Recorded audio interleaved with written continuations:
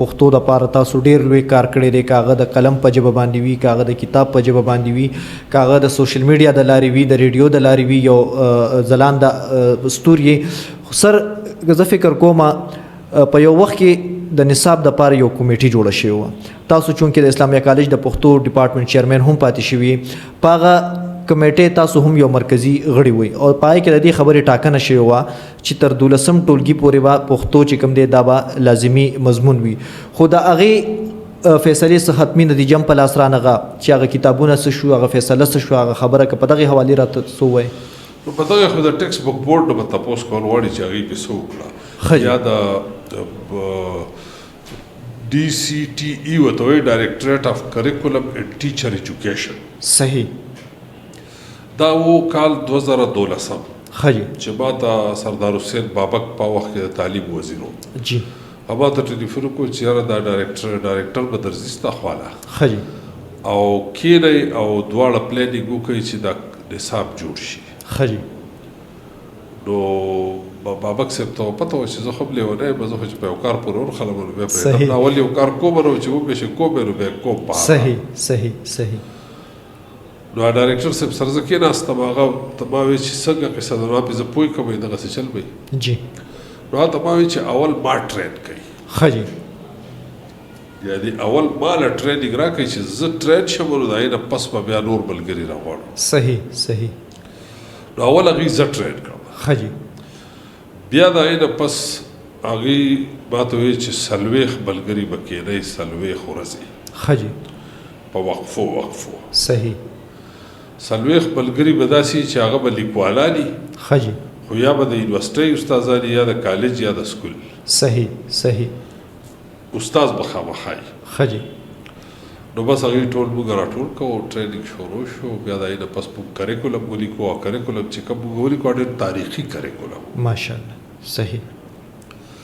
تاریخي کریکولم په دې و چې هغه ډایرکټر چې کوم و هغه ډایرکټر په خپلو خبرو کې زما د پریزنټیشن نه پس ما چې کله پریزنټیشن وکړو نو د هغې نه پس ډایرکټر ووایي چې د دې لیول نصاب په ټول پاکستان کې زما په کیریر کې نه دی جوړ شوی، ماشاءالله، کوم چې د پښتو جوړ شو. صحیح صحیح. او موږ چې کوم نصاب جوړ کړو هغه بیا په اردو کې ترجمه کړی شو، او د هغې نه د هندکو، د سرایکي او د کوار او د کوهستانۍ ملګرو هم فیض اوچت کړو. ماشاءالله ماشاءالله. کوهستانیانو خوارانو په لهجو کې ګړبړ شو نو هغوی کتابونه ونه لیکل. صحیح. نور صحیح. زموږ په دې نصاب باندې د اتم پورې کتابونه باقاعده لیکلی شوي او په سکولونو کې رواج شوي دي. صحیح. خو خاص خبره پکې دا وه چې په هغه وخت کې دا پکې د یادګیرنې خبره هم ده او د ټوکې خبره هم ده. ښه جي. ادا ده چې کله موږ دا کورس پوره کړو نو ما چې پریزنټیشن وکړو نو هغوی ډېر خوشحاله شو، منسټران هم ناسو، پي اګان او ډایرکټران او سیکټران. صحیح.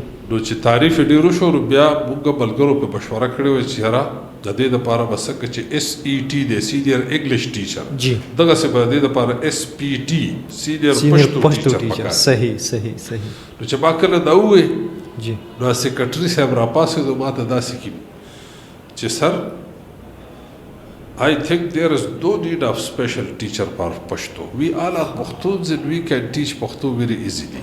صحیح صحیح صحیح. نو ما ورته وخندل، ما ورته وویل داسې چل دی چې by the grace of Allah we all are Muslims and I think there is no need of special teacher for Islamiyat as well.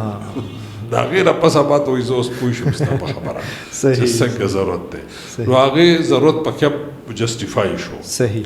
خو چونکې د هغې نه پس د قام پرستو حکومت ختم شو، بیا د هغه خلکو حکومتونه راغله چې هغوی په دې کې دلچسپي نه اخسته. صحیح صحیح. بلکې یو ځل خو ما اورېدلي وو اخبارونو کې مې لوستي چې تقریبا 6 اربه روپۍ زما خیال دی چې دې لپاره د دې 6 اربه روپۍ د دې BRT ته اړولی شوی دا په اخبار کې څه لوستي.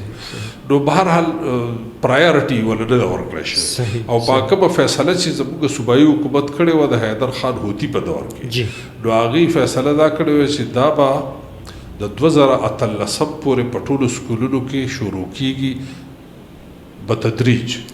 به شروع شو په 2018 کې به سر ته رسي. او د دې نه علاوه بله خبره دا کړې وه چې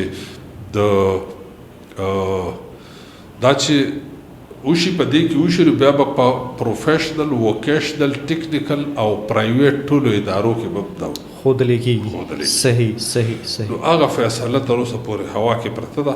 صحیح. پکار دا ده چې هغه ټول پښتانه یو موږ که د هرې پارټۍ دي د هر سیاسي سوچ دي خو د ټولې دنیا د ترقۍ راز دا دی چې تعلیم په مورنۍ ژبه کې او د چا چې تعلیم په مورنۍ ژبه کې نه دی د هغې نقصان څه دی؟ بالکل. د خپل روایاتو نه، صحیح، د خپل تاریخ نه، صحیح، د خپلو اتلانو نه، جی، د خپل مذهب نه لرې وځي. صحیح. ځکه چې پردی ژبه وایي په پردی ژبه کې د دغه ضرورتونه نه پوره کېږي. بالکل همدغسې. ټیک شوه جي. نو چې کله ته د هغې نه خپله ژبه نه وایې نو د دې ټول هر څه نه لرې وځې. صحیح. او پردی ژبه چې وایې نو که هغې کې دغه څیزونه وو خو ټیک ده خو نه به یې پکې. نو ځکه زموږ بچي د خپلو مشرانو نه ناخبره دي. همدغسې ده. نن یو ځای کې ما یو کلاس اخیستو ښه جي. او داسې کسانو چې چا یې بی اے کړی وو، چا دغه کړی وه بی ایس کړی وو، چا څه کړي وو، چا څه کړي وو. په هغې کې بعض یو پکې د اشنغر قسم وو. دا سره ما ذکر وکړو چې یاره ډاکټر محمد اعظم اعظم خو وایي تاسو پېژنئ که نه؟ جی. نو په ټولو کې هېچ چا هم نه پېژندو. صحیح صحیح. اوس د دې نه اندازه لګوه چې ته خپل دومره لوی شاعر او دومره لوی لیکوال او دومره لوی مزاحنګار نه پېژنې نو ته د دغې ژبې ویونکی څنګه یې؟ او تعلق هم د اشنغر د خاورې سره لري. او اشنغر سره مې. بالکل. نو زموږ افسوس دا دی چې کله ته خپله ژبه نه وایې جی نو دا هر سبا ستا نه پاتې کېږي. بله نقصان جی سر، زموږ په وطن کې چې کله موږ څه ټنل جوړو یا ډیم جوړو یا چېرته موټروی جوړو جی، نو بیا زموږ انجینیر زموږ د کار نه وي. بالکل همدغسې. هغه وطن نه انجینیر راواړو چا چې په مورنۍ ژبه کې سبق وایي. بالکل چې همدغسې. دغسې ډاکټر چې مریض زموږ وي نو زموږ مریضان چې هغه بیا دلته زموږ ډاکټر د علاج د وس کار نه وي نو هغه بیا هغه وطن ته موږ لېږو چا چې په خپله ژبه کې سبق وایي. بالکل همدغسې. دا ډېره د افسوس خبره. صحیح صحیح صحیح.